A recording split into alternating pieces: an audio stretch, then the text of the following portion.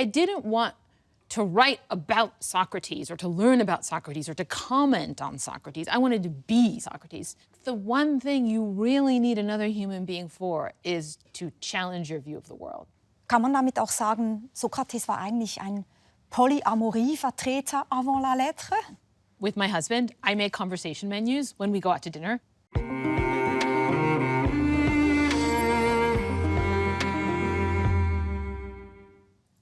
Es gibt eine Frage, der wir beständig ausweichen. Wozu das alles? Unser Alltag ist eng getaktet und für grundsätzliche Fragen scheint kaum Raum. Sokrates hielt genau diese Fragen aber für die allerbesten und war überzeugt, das gute Leben beginnt dann, wenn wir uns diesen großen Fragen stellen. Agnes Callard, Philosophieprofessorin in Chicago, gibt Sokrates recht. Ja, sie empfiehlt uns allen sogar ein sokratisches Leben. Bloß, was heißt das genau? Ich bin sehr gespannt. Ganz herzlich willkommen, Agnes Callard. Thank you. I'm thrilled to be here. Ja, Sokrates ist seit mehr als 2000 Jahren tot. Warum sollten wir uns noch mit ihm beschäftigen? I think in a lot of ways we are living in the world that Socrates made. Socrates walked up to people and he tried to have a new kind of conversation with them. It's like he was telling them, we're going to play a new game that I just made up. And he has to teach them the rules as he's playing it with them. And he has to explain things to them like, try to be clear, try to say what you really mean, try to talk about what's really important to you. When I ask you questions about what you say, don't be surprised by that, don't be put off by that, and don't think that if I challenge you, I'm trying to hurt you. All these things are like obvious to us now. They're like, you wouldn't have to say them, right? But that's because Socrates got this thing going, this new mode of conversation that wasn't a debate, it wasn't a competition, it wasn't just a request for information. It was a new form of inquiry. But I don't think we've perfected it. And I think all the time we feel like something is off with our public discourse. Something is off with our conversations, with our interactions. We're not as charitable, as open, etc., with each other as we want to be. And I think that's just a way of saying we're not as Socratic as we want to be. Das heißt, Sie denken, Sokrates hat eigentlich etwas angefangen, was wir noch weiter fortsetzen sollten und vielleicht zur Perfektion führen. Exactly. Nun ist es ja so, wir wissen eigentlich gar nicht so richtig, oder ich weiß es nicht, ob wir es wissen, was Sokrates dachte, respektive wir haben überhaupt gar keine Schriften aus seiner Feder. Wir haben eigentlich nur das, was andere aufgeschrieben haben, vor allem Platon.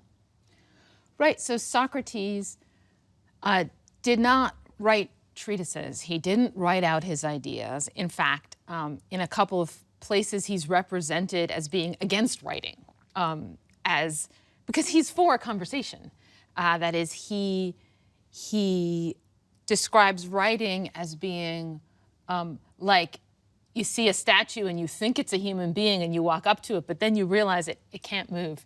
The writing says the same thing every time you read it, right? So Socrates was a conversationalist rather than a writer. But we do know what he thought because other people wrote it down. One of the, I think, most striking things about Socrates was that he didn't just start a new game, a new kind of conversation. He inspired a new genre of writing, the Socratic dialogue. That is, people, after he died, thought to themselves, well, I gotta create this form of writing where Socrates is talking to some guy, and I write that out. And it wasn't just Plato, it wasn't just Xenophon. There were lots of other people who did this. Right? How many people are there in history who have inspired genres of writing, like maybe Jesus, Socrates? There aren't many of them. So that's how we know what Socrates thought, because other people wrote it down. And I think that, yeah. Und interessant ist ja auch, was wir wissen von seinem Leben. Das ist doch eigentlich dann einiges dafür, dass er schon so lange tot ist. Wir wissen, dass er der Sohn eines Steinmetzes war. Seine Mutter war Hebamme. Er war auch ein Familienvater. Er lebte in Athen. Und er verwickelte, wie Sie es schon gesagt haben, unterschiedlichste Menschen, auch sehr mächtige Menschen, in sehr komplizierte Gespräche, die manchmal geradezu demaskierend waren. Und das mochten nicht alle. Und zwar mochten sie es so sehr nicht, dass man ihn schlussendlich zum Tode verurteilt hat. Er musste dann den sogenannten Schierlingsbecher trinken mit dem Gift drin. Man würde eigentlich heute vielleicht sagen, er wurde gecancelt. Man könnte vielleicht auch sagen, er war ein Public Intellectual avant la lettre. Right. So, right, it's worth actually flagging how much we know about Socrates, considering people in the ancient world, we tend not to know that much about them. Even kind of famous people, we might not know a lot of details about their life. We know a lot about Socrates because he was very well reported in other sources. People like to talk about Socrates. Weil er so beeindruckend war, oder? Right. So you know, in like the Hellenistic period, where in the wake of Socrates being killed for doing philosophy, there were basically a bunch of philosophy clubs got started, right? You know, first you have Plato in the Academy, but you also have Aristotle in the Peripatetics, you have the Stoics, you have the Skeptics. All of these groups took Socrates as their figurehead. They were like, we are the Socratics. They all thought different things. They had different views. They had different approaches, right? But in some way, he became the very symbol of philosophy. And people would ascribe their club as, everyone thought their club was the Socrates Club. So, right, I think, you know, on the one hand, we want to say, obviously, Socrates made people pretty angry and they found the conversations that he had with them uncomfortable. That seems right. On the other hand, people found him magnetically engrossing, and they willingly engaged in these conversations. That's the other side. Und darüber werden wir auch noch sprechen. Sokrates als Stechfliege und Sokrates als Hebamme, diese beiden Seiten auch in den Gesprächen. Wir kommen darauf zurück.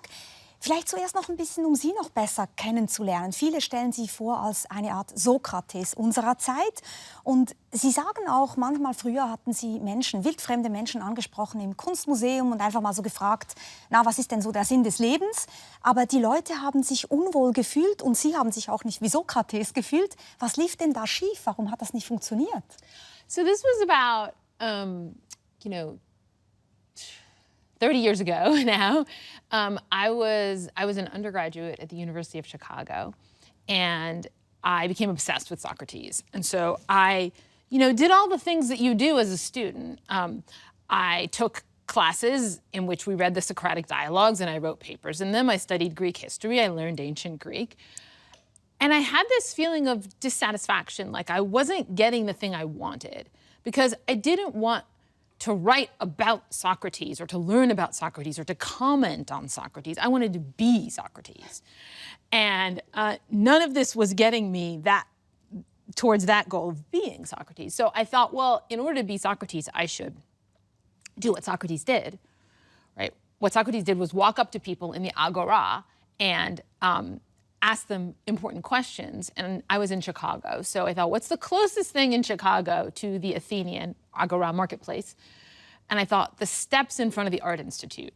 At this time, there was only one entrance to the Art Institute. Now there's two, so it'll be harder. But at the time, it was just these big steps with the two lions out front. I'm like, that's where people would congregate in Chicago when they have nothing to do, where they're sitting around. So I went up to them and I asked them, do you want to have a philosophical conversation? So I started with that. And the first thing that surprised me was that most people said yes. I thought they were going to say no. I was like, well, I'll go through people until I find one who says yes, and then I'll have a conversation with that person. But everyone said yes. But then the next step was I would ask them a question like, what is art? Or what is courage? Or what is the meaning of life? In the Socratic dialogues, there's like a way that this goes. So I had an expectation, right, about the kind of like the script. So what happens is Socrates asks a question like, what is courage? The other person says something to him like, oh, that's a super easy question, Socrates. Everyone knows the answer. There's no problem answering that question. And Socrates is like, okay, so what's the answer? And then they give an answer. And then Socrates says, well, I have a problem with your answer. Dieses Zerpflücken der Antworten, es geht immer hin und her und man schält sozusagen das Wissen heraus. Exactly. So this process where Socrates challenges the person gradually, like kind of gives birth to an idea. Okay, that's not what happened to me at all. What happened was they just seemed really uncomfortable. And they seemed like they wanted to get away from me as quickly as possible, but they also didn't want to be rude and tell me that. They were trying to escape. They didn't know what I was up to, but they felt sort of suspicious about it, and we got nowhere. It was a total failure. Das hat vielleicht auch damit zu tun, dass natürlich Menschen jetzt nicht gewohnt sind, dass man sie einfach anspricht und man hat eine große Erwartung daran, was ein philosophisches Gespräch sein sollte. Menschen haben vielleicht den Eindruck, ich kann das nicht, was will sie jetzt von mir? Und wie das gelingen kann, eben darüber wollen wir in diesem Gespräch auch ins Gespräch kommen. Sie machen heute ja auch entsprechende Formate in der Öffentlichkeit. Eine heißt zum Beispiel Night Owls in Chicago, wo Sie öffentliche Debatten organisieren, weil Ihnen eben der Dialog mit der Öffentlichkeit sehr, sehr wichtig ist. Sie haben auch einen Podcast, Minds Almost Meeting, mit dem marktliberalen Ökonomen Robin Hanson. Ich gehe mal davon aus, dass Sie nicht alle seine Ansichten teilen. Er ist auch ein Futurist zum Beispiel. Aber mich interessiert, würden Sie auch so weit gehen und sagen, Sie versuchen in eine Debatte zu kommen mit einem, ich sage jetzt mal, Klimaleugner oder mit einem Rechtsextremen? I don't have an in-principle objection to having those debates.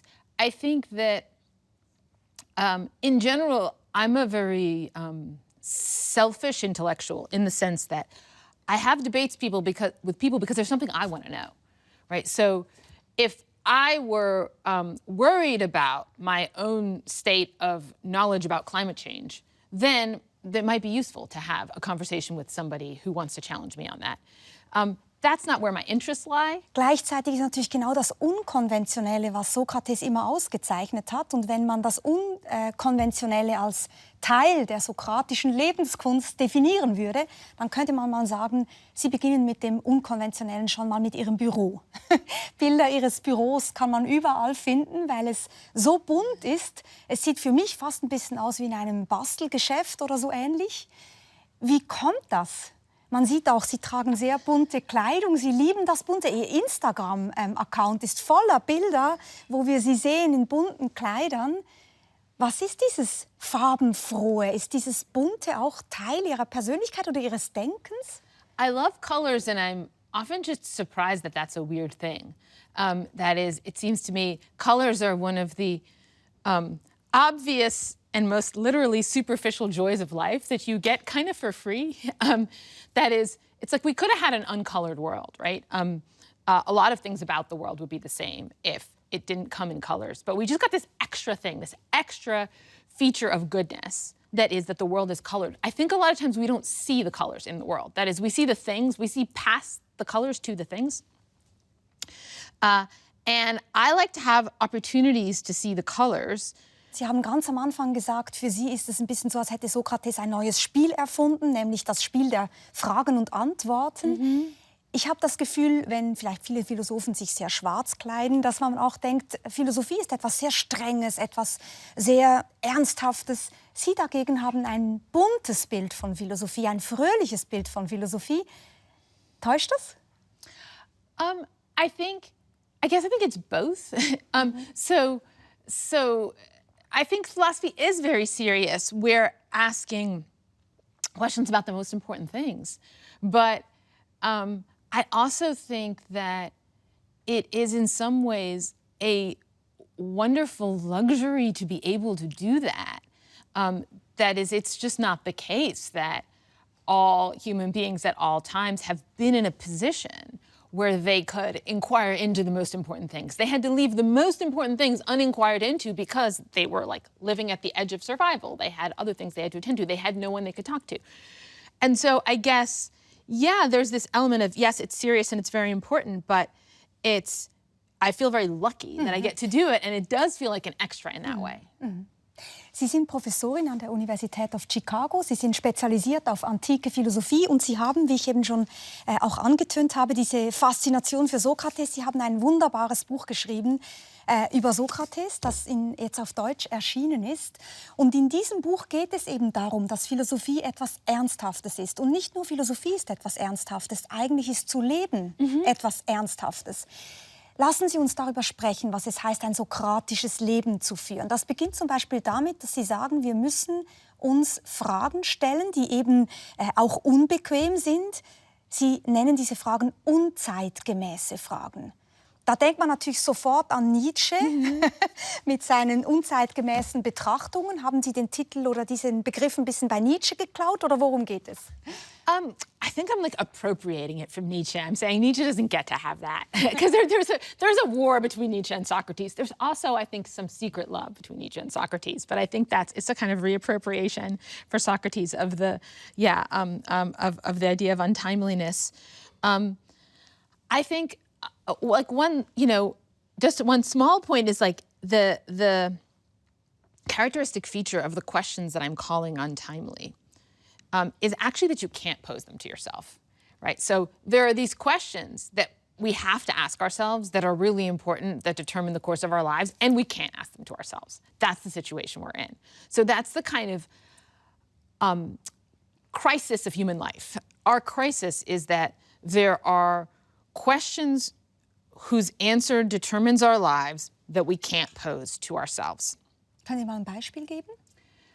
Yeah, something like, what is virtue? We could translate it into a contemporary idiom of what is it to be a good person? Like, what is it to be like a decent person, an empathetic friend, a good mother, a good teacher? If you're like a teacher or a mother or a friend, you have to live under the idea that you are at least decent at those things. People don't take seriously the thought, wait, maybe I'm a bad mother, maybe I'm a bad teacher. And I think it's because they're committed to the role. That role is who they are, and it's what gives their lives meaning. And so there's this question that you can't ask yourself, that your life is resting on. Das ist interessant, weil ganz viele Menschen fragen sich doch aber ganz genau, bin ich nicht eine schlechte Mutter? Bin ich nicht eine schlechte Moderatorin, weil sie sich vielleicht unwohl fühlen in einer Rolle oder weil sie denken, ich genüge nicht? Good. So I think about a conversation between two people where one says to the other, two friends, let's say even two close friends, like, am I a bad mother? Let's just say 95% of the time, that's a request for reassurance.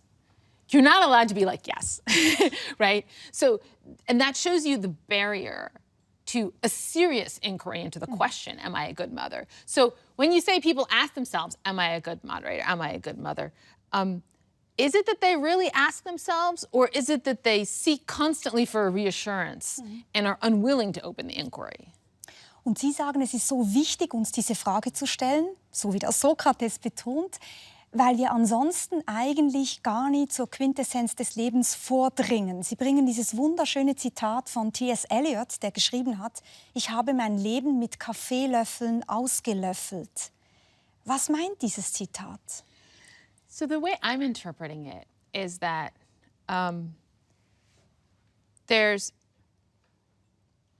you can get through your life 15 minutes at a time by thinking about what is absolutely necessary for me to get through the next 15 minutes, right? So it's like, say I need to get somewhere. Well, I need to get somewhere, then I need to catch the bus. Okay, where's the bus? It's going here. Und so ist das ganze Leben, oder? Ich muss einkaufen gehen, ich muss eine E-Mail schreiben, ich muss noch putzen, dann kommen die Freunde zur Party, dann muss ich dem Kind helfen bei den Hausaufgaben, dann muss ich rechtzeitig ins Bett gehen, weil morgens klingelt der Wecker und dann geht der Tag wieder los. Das ist dieses Viertelstundenleben. Exactly. And the thought is that if you approach your life in that way, then part of what you're doing to yourself is ensuring that you never do any thinking that is the thinking of more than 15 minutes ahead, right? So you can take for granted that people are coming over to your house and that you need to make the food for them. And you don't have the space to ask yourself, well, wait a minute, am I having too many dinner parties? Am I wasting my time? What are we doing in these dinner parties? Is the dinner party achieving what I wanted it to achieve? That example in particular, something that I struggle with a lot is social encounters where I feel like we're supposed to be doing philosophy during the social encounter, like a dinner party or just going out to eat with people. And there's this question, are we doing the right thing in this very conversation? And it's very hard to break out of the routine long enough to even pose that question to yourself. Und für sie ist ja völlig klar, wiederum mit Sokrates, nur das geprüfte Leben ist es wert, gelebt zu werden. Das ist die Idee von Sokrates. Wir sollen unser Leben prüfen, eben nicht im Viertelstundentakt, nicht mit Kaffeelöffeln das Leben auslöffeln, sondern das Ganze in den Blick bekommen. Nun könnte man sagen, naja, es gibt ja auch so fernöstliche Philosophien oder denken wir an den Zen-Buddhismus, der sagen würde, ganz falsch, hör auf, alle diese Fragen zu stellen. Es geht genau darum, Moment für Moment für Moment zu leben und das zu tun, was gerade ist. Right. So I think, one interesting point is Socrates never says that the examined life is worth living. He just says the unexamined one isn't. That's always something that haunts me, right? That he doesn't say. He has some kind of problem with the unexamined life, which is not. It's like the examined life might be worth living. Is all you can really commit him to. But I think what he might say to people who don't want to examine their lives is like, well, for all I know, you might have knowledge. You might have already done all the examining you needed to do. You might be going through your life at every moment with a deep understanding of exactly why you should do this and this and this. And from my point of view, that's great. But he's addressing himself to people who feel or who can be made to feel that there is something inadequate in their self-understanding. And I am also addressing myself to those people. So if you're a committed Zen Buddhist and you are, you totally feel sure that you know exactly how to live your life at any moment, who am I to say you don't? Maybe you do. But you're probably not a great interlocutor for me, and I'm probably not a great interlocutor for you. And so I'm speaking to those people who have a nagging feeling that there's a problem about the fact that they are not examining their lives. Okay, das heißt, Sie sind nicht eine Missionarin im Sinne von Sokrates und wollen allen sagen, lebt gefälligst jetzt ein sokratisches Leben, sondern Sie würden eher sagen, die einen sind zufrieden mit dem Leben, das sie leben, für die ist dieses Viertelstundentakt-Leben vielleicht auch genau das Richtige. Aber es gibt dieses bohrende Unwohlsein, Menschen, die viele Fragen haben und die da irgendwie weiterkommen wollen. Und für die ist ein sokratisches Leben ein gutes Angebot. Verstehe ich Sie richtig? So yes, let me give a little qualification. So the first thing is, I think that's right that I'm not a Socratic missionary, and Socrates wasn't a Socratic missionary. And the problem is that if you're a Socratic, you can't be a missionary because you don't claim to have knowledge. So if I don't claim to have knowledge, how could I have knowledge about how other people live? I don't even have knowledge about how I myself should live. Right? And I think if you don't have knowledge, then one of the things that you have to leave open is the possibility that other people do.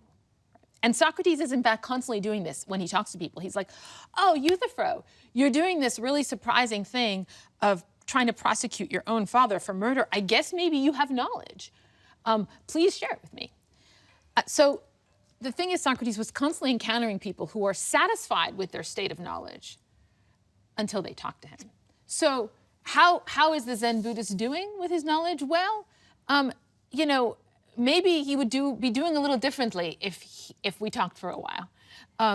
But that's not to say that I can compel anyone to talk to me any more than Socrates could. Und das ist gerade, glaube ich, ein ganz wichtiger Punkt, dass Sie gesagt haben, Sie können gar keine Missionarin sein, weil zum Sokrates-Dasein gehört, ich weiß, dass ich nicht weiß. Das ist eigentlich die Quintessenz, überhaupt auch der Anfang eines Gesprächs. Das müssen wir, glaube ich, besser verstehen. Viele Leute meinen, ja, ich weiß, dass ich nicht weiß. Das heißt, radikal skeptisch zu sein. Es gibt überhaupt kein Wissen, alles ist subjektiv. Das meint Sokrates ja nicht.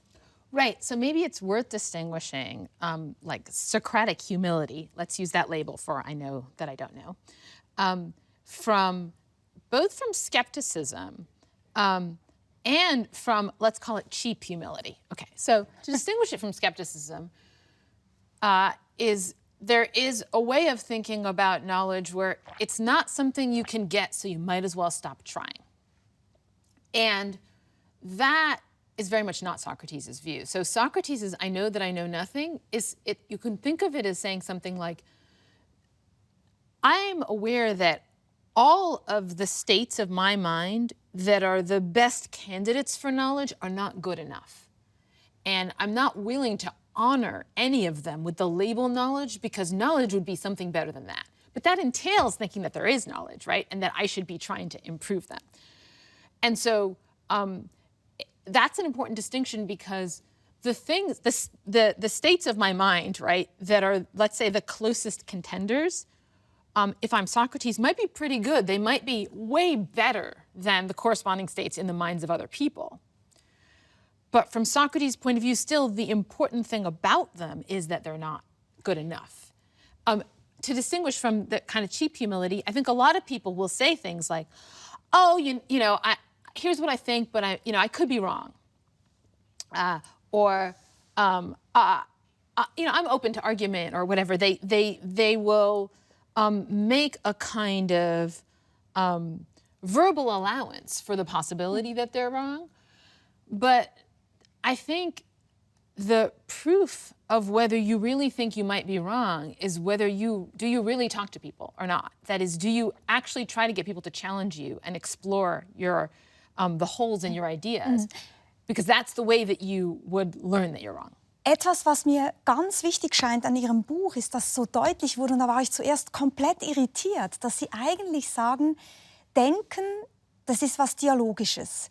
Also es ist nicht so, dass wir eigentlich nur aufeinander angewiesen sind. Das sind wir alle, weil wir verletzliche Wesen sind, weil wir gepflegt werden müssen, wenn wir krank sind, weil uns jemand aufziehen muss, wenn wir zur Welt kommen, weil wir aufeinander angewiesen sind im Sinne von, wir brauchen Unterstützung, wir brauchen Liebe, sondern wir sind angewiesen aufeinander, wenn es darum geht, etwas zu verstehen, Wissen zu erlangen.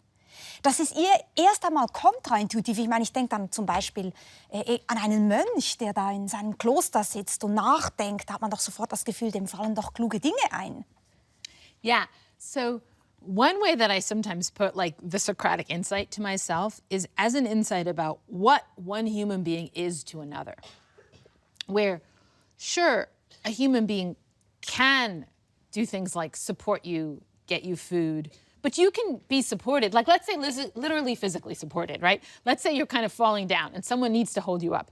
But like an inanimate object could hold you up, right? So you didn't absolutely need a human being to physically hold you up. And let's say the food, someone could bring you food, right? But you didn't need a human being to bring you the food. It could have just shown up out of nowhere. Is there anything for which we absolutely need another human being, for which nothing but another human being will do? And you might say, what about emotional support? I think, well, maybe non-human animals can give you some kinds of emotional support.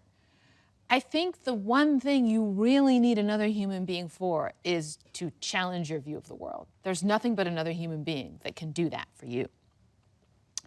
And I think that it really is the like deep point of Socratic humility, which is to say, thinking is not something you can do for yourself. Und was ist jetzt mit einer Person, die sagt, vielen Dank, das interessiert mich aber gar nicht? Ich habe keine Lust auf diese Gespräche. Ich möchte hier gerne in meinem Kokon bleiben, das denken, was ich immer schon gedacht habe. Verpasst die Person ihr Leben oder was würden Sie sagen? So, I mean, it's interesting how many times I get this question from people.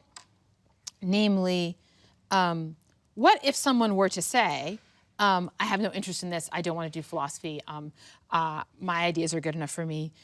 No one ever says it in their own name. They always say it on behalf of somebody else who's not in the room. Maybe it's my uncle or, my cousin, he's a plumber, he doesn't have any interest in philosophy. But sometimes plumbers come to events that I do and they seem interested. But we're all convinced that there's somebody out there who's just not interested. I'm just not sure this person actually exists. They're like a hypothetical person, the person who just doesn't want to have a conversation.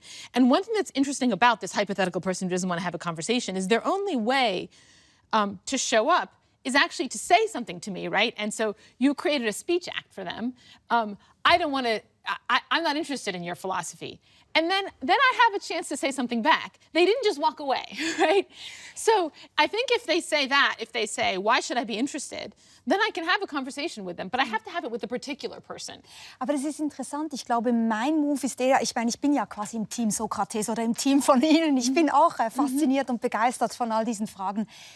Aber gleichzeitig bin ich natürlich sehr zurückhaltend, über das Leben anderer Menschen zu urteilen. Und was Sie ja vorschlagen, ist schon ein Stück weit einen Intellektualismus, würde ich jetzt mal sagen. Sie sagen auch, das intellektuelle Leben, das ist das großartige Leben. Das ist das, was wir anstreben sollten. Sie haben auch ein Buch geschrieben mit dem Titel Aspiration. Es geht Ihnen auch darum, dass wir etwas aus uns machen, und zwar intellektuell, weil Sie sagen, das ist das, was den Menschen so großartig macht, dass er wissen kann. Und ich glaube, ich bin sehr zurückhaltend darin zu sagen, wir haben da den anderen etwas voraus, bloß weil wir komplizierte, vielleicht eigenartige Fragen stellen. Great. So I think us Socratic intellectualists can't be judgmental about other people because in order to be judgmental, you have to think you know. So you have to think, for instance, that your life is better than somebody else. But as I said, for all I know, the Zen Buddhist monk or the plumber who doesn't want to do philosophy, the reason why they're not interested is because they actually know. I have no way of knowing that they don't know. All I can know is, are they willing to inquire with me or not? And if they're willing to inquire with me, then I might be in a position to expose the fact that they, for instance, believe that they know but don't in fact know. But that exposure is entirely second personal. It's not third personal. It's not there's someone out there who's ignorant. You have no way of knowing if they're ignorant if they won't talk to you. So it's only making claims about the person who you're talking to, and you're only making claims to the person that you're talking to. Dann lassen Sie uns verstehen oder nachvollziehen, wie so ein sokratisches Gespräch funktioniert. Und ich habe es vorhin schon gesagt, Sokrates bezeichnet sich selbst eigentlich als zwei Typen, könnte man sagen. Es ist einerseits diese Stechfliege, die das träge Pferd Athen sticht und triezt. Damit meint er die Bürger von Athen, die eben gefangen sind in ihren Vorurteilen, nicht wirklich nachdenken wollen. Also er ist eigentlich eine lästige Fliege, die man die ganze Zeit so wegklatschen möchte. Er stört und gleichzeitig wird er auch beschrieben als eine Hebamme. Er versucht sozusagen seinen Gesprächspartnern zu helfen, ihre eigenen Erkenntnisse zu gebären, die vielleicht schon in ihnen angelegt sind, sie zur Welt zu bringen. Wie geht das zusammen, diese beiden eigentlich widersprüchlichen Seinsweisen von Sokrates? Good. I think this is like the central mystery of the book, is to explain how these two personae that are both the persona of Socrates, namely a negative persona who takes away your ideas and makes you feel inadequate and makes you feel empty, like the fullness of knowledge that you thought you had isn't there. And then this positive Socrates who, is helping you give birth to idea babies. How are these the same person? And I think this question, is also, in a way, the justification of the claim that you can't think by yourself. So the project of thinking is the project of trying to come up with answers to questions. But when you're trying to come up with an answer to a question, there's two things you're trying to do. You're trying to have the truth. That is, you want a true answer, right? You want to have the right answer. And you're trying to avoid what's false. Das sind eigentlich, wenn wir das ganz kurz sagen können, das erste wäre William James und das zweite wäre William Clifford. Zwei Zeitgenossen, die beide eine bestimmte Epistemologie vertreten haben, eine bestimmte Art und Weise über Wissen nachzudenken. Und das eine ist eben eher, glaube die Wahrheit, versuche dich auch vielleicht einmal über das, was du weißt, hinaus einfach mal zu vertrauen und etwas zu glauben. Und das andere ist, vermeide Irrtümer. Das erste wäre die Hebamme, das zweite wäre die Fliege, oder? Yes, basically. So or not quite. So Clifford really comes first, right? And what Clifford says is avoid error. That's the one fundamental rule. The sin of believing would be believing on the basis of insufficient evidence. So if you are not completely 100% certain, if you don't have perfect evidence, just don't believe it.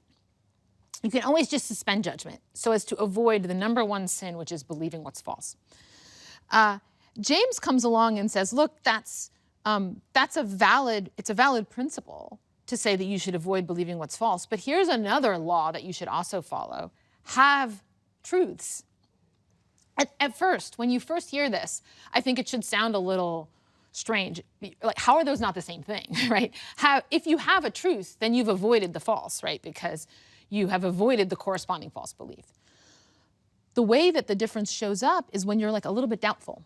Say you think this is probably the right answer, but you're not sure. In order to have a truth, you have to just, go in for one answer or the other. And James calls that the will to believe, right? But if you want to follow Clifford's rule of avoiding falsehood, then you're just going to default to skepticism. You're going to be like, I don't know. I'm not sure. And so there are these two laws that govern our mental life, and they're in tension with one another. The law that says have truths and the law that says avoid falsehoods. And there's this question, how do you follow both of these rules at the same time if they pull you in different directions in cases of doubt? And I think of the Socratic method as a solution to this problem. I think that it's fair to say that one way to think about it is that Socrates distributes the role of avoiding falsehood to himself, to the Socrates character. So he's following the rule, avoid falsehood. When if there's any doubt about the interlocutor's answer, he has to challenge it. Mm-hmm. He gives to the interlocutor the rule, have truths. That is, what they have to do is they have to answer what's virtue? And suppose someone's like, I'm not sure, just say something. Just make some Vorschläge, sag, was möglich sein könnte. Exactly. So just, you have to make a claim, even if you're not sure about it, just will to believe it. And then, so instead of trying to do yourself two things at the same time that conflict with each other, you distribute these roles over two different people. And the midwife is, so that's why the midwife isn't exactly the have truths, right? Because that's actually the interlocutor who has to have truths. The midwife is Socrates considered as part of this system. That is, Socrates, when he's accompanied by someone who's trying to have truths, then this whole process can give rise to really good ideas. Because the initial truths aren't good, right? If you're just trying to have truths and you're willing to believe stuff, you're going to will yourself to believe a bunch of false things. And those aren't going to be beautiful idea babies. But the beautiful idea babies come about when that having of truths is connected to this avoidance of falsehood.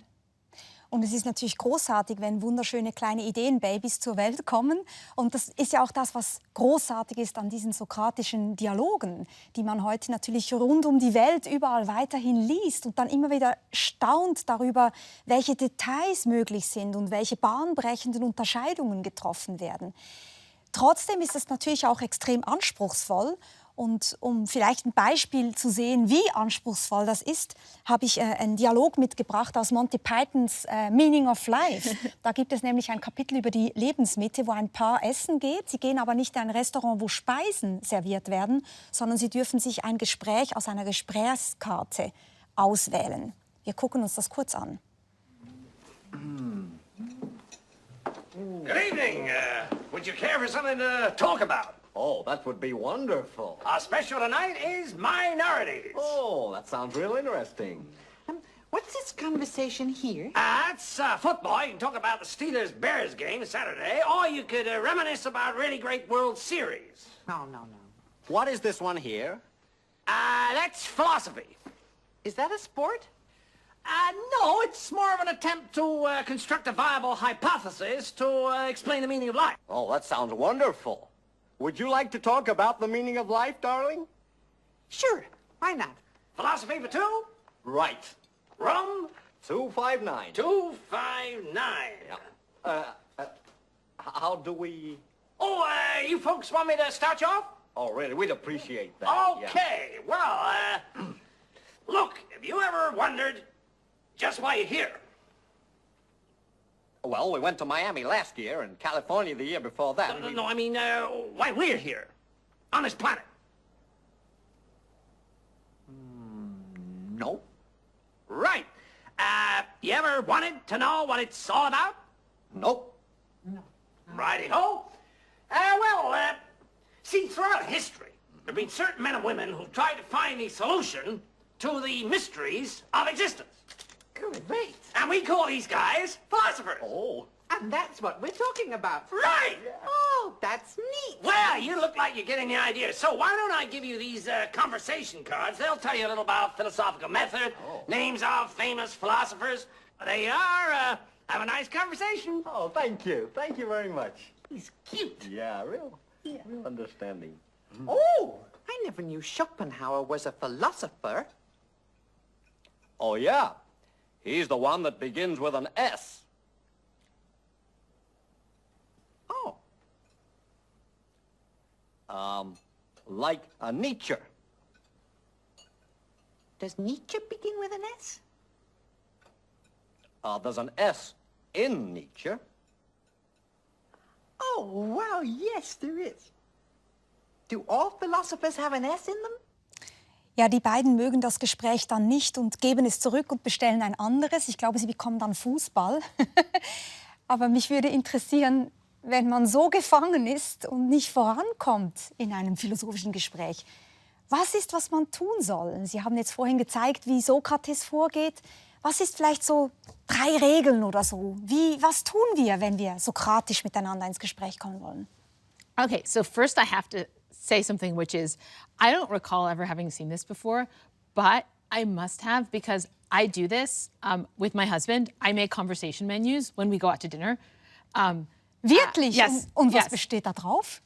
Topics of philosophical conversations that we could have, like, you know, like what is the core idea of Stoic ethics or something? Or it might be like, can you be courageous but misguided or something?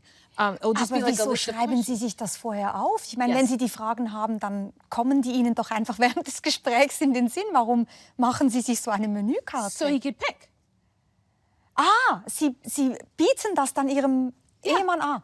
Und er hat für Sie auch eine Karte dabei, wo Sie aussuchen können? No. Nein? No, he never has made a conversation menu, though he sometimes adds things to my menus. I sometimes do it like as a piece of paper, but I've also done it as like a Google Doc. And if it's a Google Doc, then you can add to it like beforehand, you know? Like if we're going to go out to dinner, then he could see it beforehand and add to it. And I've done it with other people too, but people are not very receptive to this. So, and he has explained to me, like, you can't just do this with everyone because they will not put up with it. Ich würde gerne mit Ihnen essen gehen und ich würde gerne Ihre Menükarte sehen. But I was amazing. I'm like, oh my God, either I invented it independently, or more likely I saw this at a young age and it made this impression on me, because I never heard of conversation menus outside of the thing I do. And I'm like, oh, it's a Monty Python thing. So I think that is actually a really good demonstration of why the thing I did at the Art Institute didn't work. That is, walking up to people and being like, so what's the meaning of life? Or let's talk about the meaning of life tends to leave them cold. I think that philosophical conversations do tend to have to like emerge from the context of something you were worried about or wondering about anyway. And that's what happens in the Socratic dialogues. So Socrates doesn't just walk up to a random person and ask them, what is courage? He is in a conversation with 2 people who are considering the question, should we send our sons to military school? And then he's like, well, but that's an important question, but what would they be learning? Okay, so what is courage? So I think you have to find a road from where you are now already, right, to some question that is at the heart of what lies behind what you are doing already. And that's what isn't happening in this conversation. And it's very hard to create tips for that, but like here's one that I've come to. It's that when, like in the am I a bad mother conversation, right? So I think that actually pretty often people say things to you that they are very careful to make sure you could take it in a couple of different ways. So you could take it as a neutral observation. You could take it as a challenge or an objection. You could take it even as a compliment. You could take it in a couple of different ways. And they give you a little bit of degrees of freedom as to how you interpret what they said. So a thing you can do is choose to interpret it in the most critical possible way, and then have a joyful response to that. I think if you do that, that paves the way for a philosophical conversation, because it shows them, if you try to show me I'm wrong, I'm not going to act like you're hurting me. Wenn man miteinander so im Gespräch ist, Sie haben jetzt vorhin gesagt, Sie machen das mit Ihrem Ehemann, dann ist das eine Form der Liebe bei Sokrates. Sokrates sagt im Grunde genommen, Liebe ist nichts anderes als ein aufrichtiges philosophisches Gespräch zu führen. Wenn das stimmt, dann ist natürlich auch völlig klar, diese Art von Liebe ist nicht exklusiv. Kann man damit auch sagen, Sokrates war eigentlich ein Polyamorie-Vertreter avant la lettre? Yeah, absolutely. I think that, you know, if we, that is one peculiarity of Socratic love, let's say. It's important to keep in mind there are some other peculiarities as well, like kind of anti-sex attitude. So the whole Also thing. keine Polyamorie mit freien Beziehungen, was Sexualität anbelangt, weil Sexualität sowieso nur ein Abklatsch ist der wahren Liebe und die hat zu tun mit der gemeinsamen Wissenserkundung. Exactly, but he encountered a lot of the same kind of problems that standard polyamory encounters, namely jealousy, right? So we see at the end of the symposium that Alcibiades is just boiling with jealousy over the fact that Socrates wants to have conversations with Agathon too.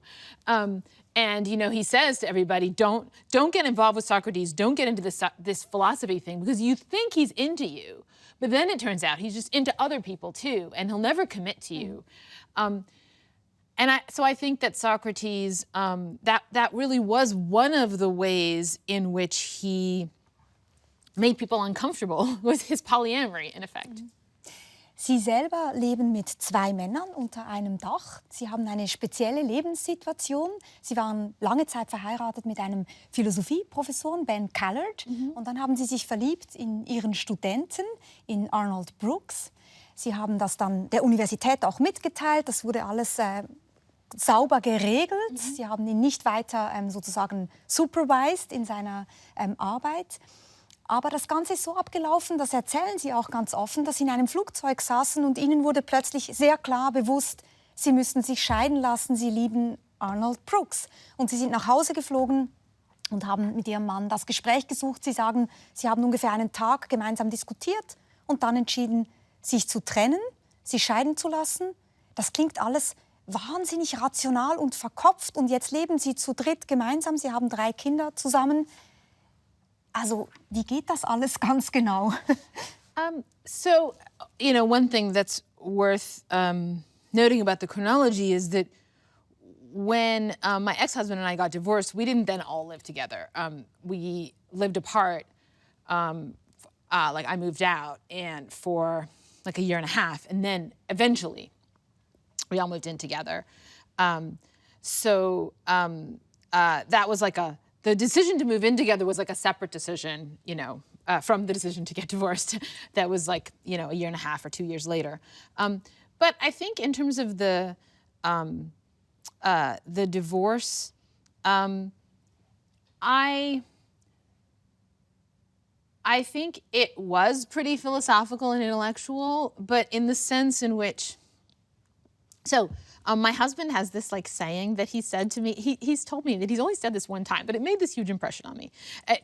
He said long after we actually got married and stuff, but which is if you're ever morally confused, like if you're in a difficult situation and you're just unsure what the right thing to do is, and you have conflicting duties and you've made multiple promises and you're in a mess, the thing to do is just be totally open with everyone and don't try to control the situation. So don't try to make yourself look good and don't try to control the flow of information. Just lay everything out on the table and let other people help you because you're clearly in a position of incompetence. And so that's really what I did with my ex-husband. When I went to him and I'm like, look, here's what has happened to me and I don't know what to do. And we talked for a day. And at the end of that day, we came to the decision that we should stay married and we should go to therapy. And that was our decision after talking for a day. And I was ready to do that. Mm-hmm. And then the next morning he called me up and he's like, no, I realized that was wrong. Actually we should get divorced. And then we decided to do that. But I think it was just very clear to him the whole time that this decision was a conversation I was having with him in a completely open way in the sense that I wasn't trying to push him towards any particular outcome. Sie sagen auch, dass wenn man sich verliebt und mit jemandem zusammen sein möchte, sich überlegt, soll ich die Person heiraten, dann ist eine wichtige Frage, die man sich stellen sollte, wie wird es sein, wenn ich mich von der Person trenne? Wird die Person immer noch anständig und respektvoll sein mit mir? Ja. Das sagen Sie ganz strahlend zu mir. Ja. Sie sind jetzt zum 2. Mal verheiratet. Haben Sie sich diese Frage dann wirklich auch gestellt? So I think a saying that we have in our house is marriage is a preparation for divorce. And I think what marriage is, in my view, is a kind of inquiry, or at the very least, a relationship that creates the possibility of a certain kind of inquiry. And what you're trying to do is answer hard questions. And a lot of those hard questions are going to be, say, if you have kids, questions about how to raise your kids and what's best for them. Those are super, super hard. You know, or like right now, we're considering moving, okay? And we were like, do we want to buy this other place or not? And like, it's a hard question. It's a very stressful question. You might think it's trivial, but actually it's like, it's a very hard and stressful question. So these are questions we have to like be able to negotiate and navigate, right? And every time you come to one of these hard questions, in effect, it's like a test of your marriage. Can we navigate this question? But what's the ultimate test? What's the hardest question to navigate in relation to your marriage is, should we stay married? Ich glaube, was Ihnen auch so wichtig ist, es gibt fast in jedem Liebeslied diese Phrase falling in love. Und Sie sagen, nein, es geht nicht um falling in love, es geht darum, in der Liebe eine Aufwärtsbewegung eigentlich zu machen. Und es geht auch nicht darum, einander zu sagen, ich liebe dich einfach so, wie du bist, mit all deinen Fehlern, sondern es geht darum, einander verbessern zu wollen, gemeinsam wachsen zu wollen. Das ist wieder diese Idee der Aspiration. Sie sagen eigentlich, wirkliche Liebe lässt einander nicht einfach sein, wie man ist, sondern wirkliche Liebe glaubt daran, dass man gemeinsam sich verbessern kann, wahrscheinlich auch wahre Freundschaft. Right, so I think that there is this false ceiling that gets promoted by narratives of romantic love that depict the state of having fallen in love as an accomplishment or achievement. Right? So it's as though, well, you're searching for the one and, you know, I don't know, maybe there's this period where you're flirting or you're dating and then you've fallen in love and now that's it, you did it. You accomplished it, right? The big thing of finding your other half. That's not only a modern narrative, you actually get it in the Symposium. Plato puts this false narrative, as Plato sees it, in the mouth of Socrates' biggest enemy, Aristophanes, and says, here's a wrong view of love. The wrong view of love is we're just looking for our other half, and when you find them, then Die you're like... Kugelmenschen, die einander suchen und dann wieder verschmelzen. Exactly. And I think Socrates would say, look, when you've fallen in love, that's the beginning. That's the point at which you can start to try to actually like do love, which is a process of improvement. And the reason why you have the person there is because you're not sufficient unto yourself to improve yourself. So that's why you need them. Und da sind wir wieder zurück bei dem Punkt, dass Wissen etwas Dialogisches ist. So ist auch Liebe eigentlich letztlich etwas Dialogisches, in dem wir gemeinsam voranschreiten. Es hat großen Spaß gemacht, mit Ihnen zu sprechen. Vielen, vielen Dank für dieses Gespräch. Agnes Keller, Dankeschön. Thank you, I really enjoyed it too. Danke auch euch fürs Interesse. Auch sokratische Gespräche gelingen nur, wenn man zuhören kann. Was es dazu braucht, das ist Thema in dieser Sternstunde mit Medienwissenschaftler Bernhard Pörksen. Reinschauen lohnt sich.